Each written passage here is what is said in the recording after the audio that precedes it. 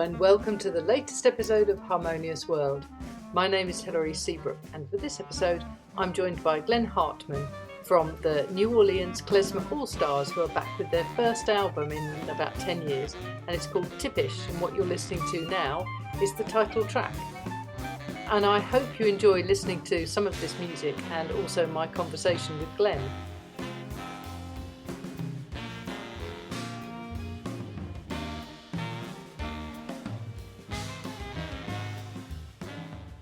Hello. Hello, Hilary. Hey, Glenn. So much to talk to you about. Oh, good. Excellent. That's what I like to hear. I went to university in London as well. Oh, did you? Yeah, but only for a year. I was at King's College on the Strand in 1988, and I studied at SOAS, School of Oriental and African Studies, and where I got my real love for world music. I've got my mind blown in a little intro course that they sent us over there from King's to take.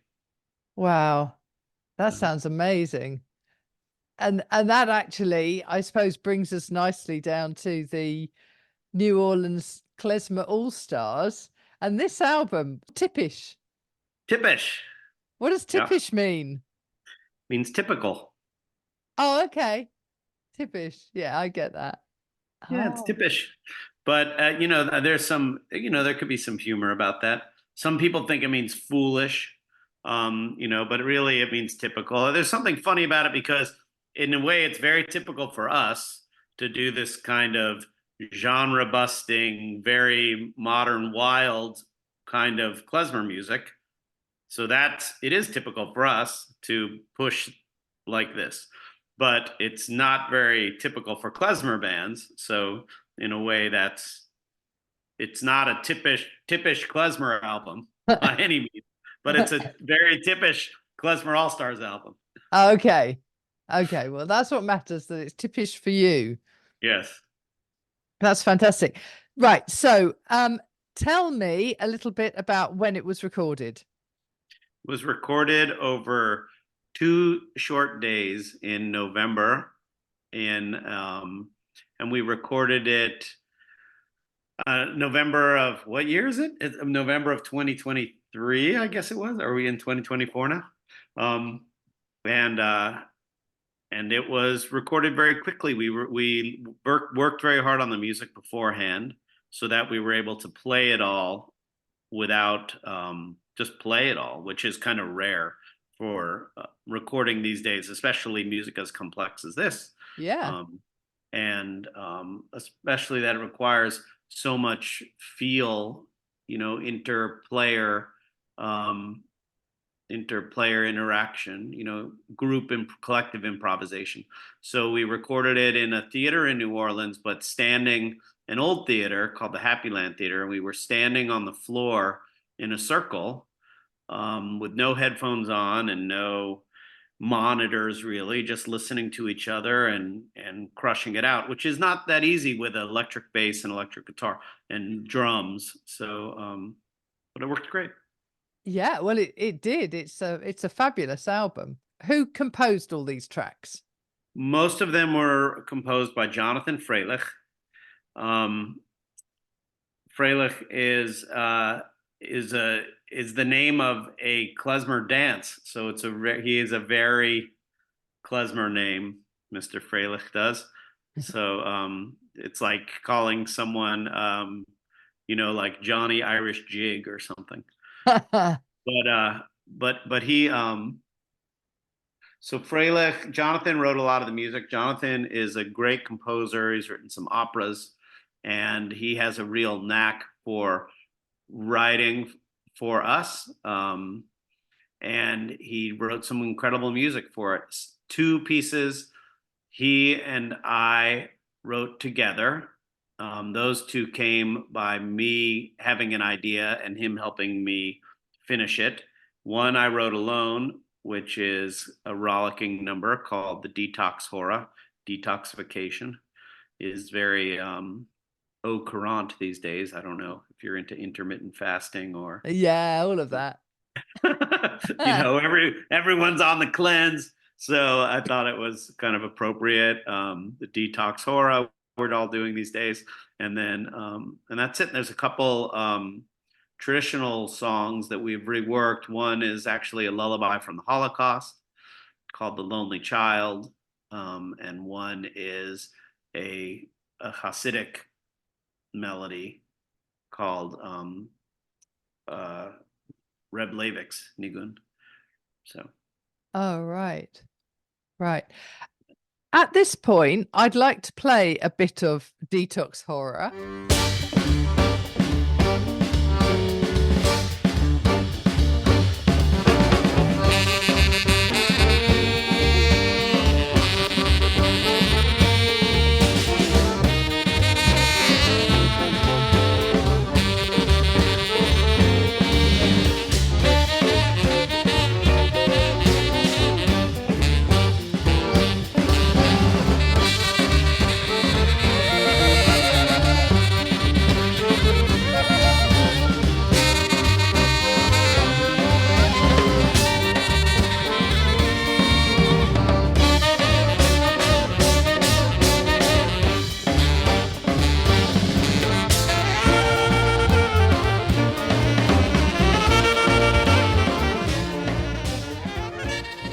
So tell me how you set about writing that for this ensemble.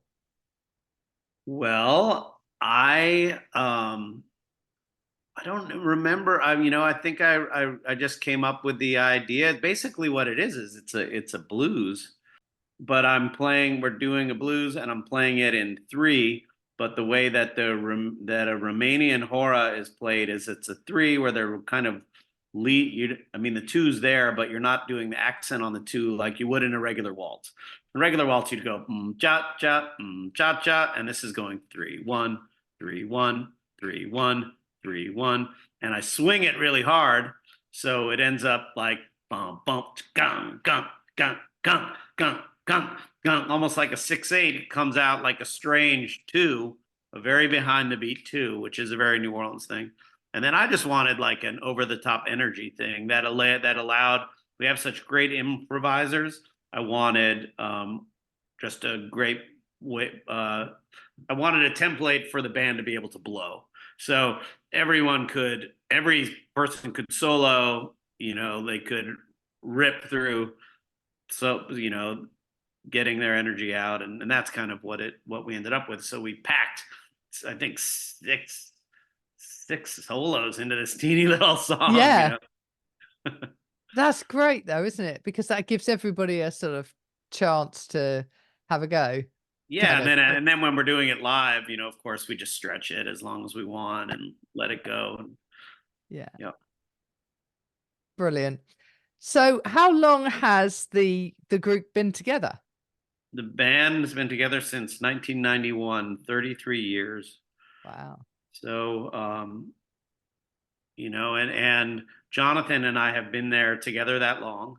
One of the horn players, Ben Ellman, has been there that long. And the other players are new in the band, but some have more than 10 years, Yeah. Wow. So this is your first album in almost 10 years. So why the hiatus? Well, a lot of things happened. Hurricane Katrina Oh, of was course. was huge, and so that kind of spread us out a little bit, and it took a lot of time to get back. After that, we ended up doing some work with a poet, Andre Codrescu, after Katrina for a while. Then we eventually made a record that I bet you'd really love, called The Myers, without horns. We did it just with the rhythm section. Have you heard of the great New Orleans punk band, The Meters? Oh, of course, yeah. Okay, so check it out. It's called The Myers, and it's like if the Meters had done if the Meters had done a Yiddish record, is sort of what it's like. And I play all B3 on it, and so that's kind of a fun recording. So we did that, but and that was pretty fun. And it has Mean Willie Green from the Neville Brothers drumming on it. Incredible. Oh. And he was our original drummer, really, with this band too. So What really happened is that this band got huge in the 1990s, and I mean huge for a klezmer band. We were touring all around. We had support from a label. We were on Shawnee Records, and then, and when I mean we were all around, we were in we played at the Barbican Center with Dr. John. We played at most of the major festivals in the United States. We played at the Hollywood Bowl on the Playboy Jazz Festival. We were on the Horde tour. So we were doing all this. And then the music industry, the recording industry fell apart. Like this is the early 2000, Yeah. and suddenly the internet came around and all the labels collapsed. And we had done two good records for Shawnee, and now we were without a record label. And the way that musicians work in New Orleans is we're not all, I mean, we do have bands that we're in, but we're dedicated to playing music. So when someone calls, we take the gig. So an example of that for me is tonight I'm playing in Thibodaux, Louisiana with a washboard player with a little band I call Duo Louisiane. And then on Friday, I'm playing at the New Orleans Jazz Museum with Carmela Rapazzo, who you did an Oh, interview yeah. with. Yeah. I noticed that Carmela has a new record. It's her birthday on Friday, and so I'm playing accordion on her jazz set. Then I run over to a synagogue in town and play for a Shabbat service. Then I go back to a bar and play with the klezmers at a bar. So that's 3 gigs in one day, 4 gigs in a week, all with 4 different bands playing 4 different kinds of music. So, Yeah. so what happens is when you have a project like the Klezmer All Stars, and we were touring with energy behind it, we were all kind of focused on that band. Suddenly, we have time off. We don't the label's falling apart, and someone gets a gig somewhere else. Someone gets a gig Yeah. somewhere else, and you just we're like kind of a loose. Jonathan once described us as a loose molecule that somehow stays together. So an electron floats off to play on a funk gig, an electron floats off to go back to music school, then we Right. come back together when the gravitational force gets recreated. Yeah.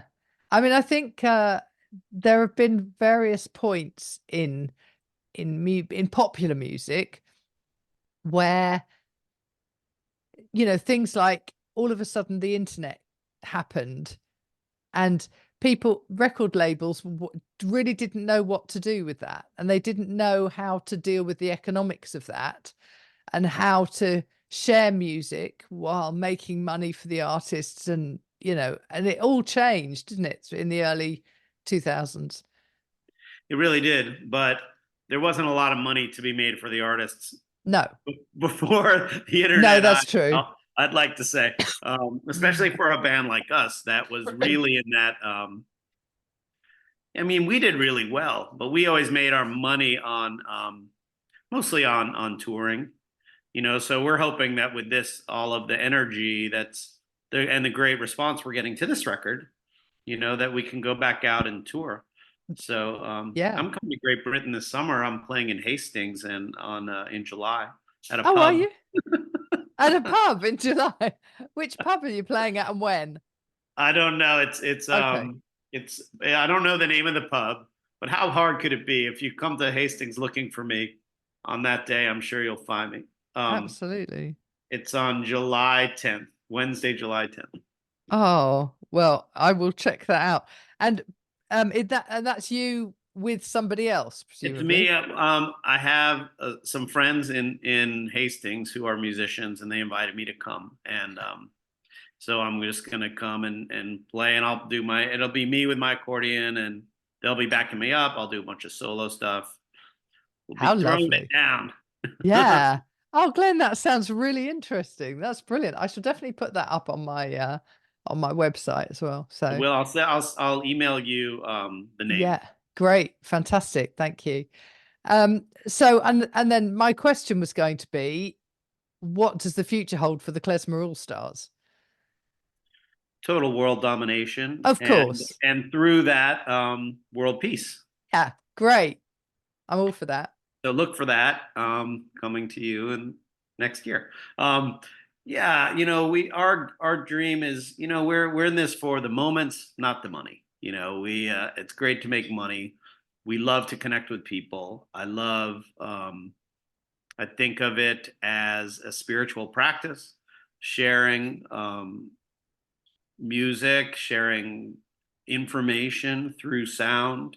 I find it a beautiful way to connect with people, and I think a, um, a lot of our differences melt away when we get out of our thinking, and get more into feeling. And I think that that's what we're trying to do with this record is invent a new kind of folk music, which hopefully invents a new kind of folk dance and a new kind of folk listening and a new kind of breaking down barriers kind of thing. Yeah. So if there's anyone listening to this podcast who has a gig for the Klezmer All Stars, we're available for weddings, bar mitzvahs, circumcisions, and major music festivals. Brilliant. No, that's great. I mean, it sounds like it's a lot of fun. The music is, It is a lot of fun, and yeah, there's it's fun to play. We like to play our instruments. yeah, We enjoy it, and we're quite good at playing our instruments, and it's fun to play a style of music that allows us to really, really play and really have fun with people that we love, playing music that we love. We're sharing it, and I think that energy comes through in the recording, which is why we made it live, and it comes through when we play live too. People enjoy. We're having a good time. We want to share that, but yeah, having an emotional time. yeah, yeah. The thing with fun in music is that it can be quite deep as well, Yeah. which I think is extraordinary, really. I mean, that's why this podcast is called Harmonious World, because it's from that Quincy Jones quote. Imagine what a harmonious world it would be if everyone shared a little of what they're good at. And, you've just been talking about sharing stuff, and it's just about that deep connection between people. It's Yeah, just amazing. absolutely. Absolutely. And I noticed also, I looked through your stuff, Avi Avital I've played with as well. Yeah. I was in a Oh, band okay. with Avi, and we toured. We played in Poland twice and in the Ukraine and in San Francisco. Yeah, Yeah, he's incredible. it really is. So this is what you have, and this is an important point that you're hitting on right here, is that like at Jazz Fest this year, we played at this is the New Orleans Jazz and Heritage Festival. We played our set over the top, tons of energy, and then a golf cart was waiting to swoop Dan away to jump up on stage to close the festival out on the main stage with Trombone Shorty. Right. So there's no way that the energy that we created and the notes that are swirling around in his head they're all still inside him when he shows Absolutely. up onto that stage with Trombone Shorty.